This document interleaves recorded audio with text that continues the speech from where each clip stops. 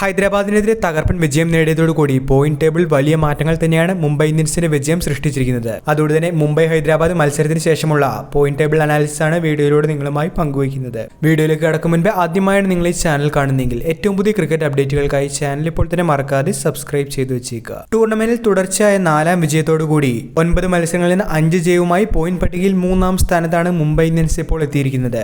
Point 6-7-3 എന്നുള്ള ഏറ്റവും മികച്ച നെറ്റ് റൺ റേറ്റ് മുംബൈ ഇന്ത്യൻസിനോട് കരുത്തായി മാറിയിട്ടുണ്ട്. 6ാം സ്ഥാനത്തായിരുന്ന മുംബൈ ഇന്നത്തെ ഒറ്റ വിജയത്തോടു കൂടിയാണ് ഇപ്പോൾ 3ാം സ്ഥാനത്തേക്ക് എത്തിയിരിക്കുന്നത്.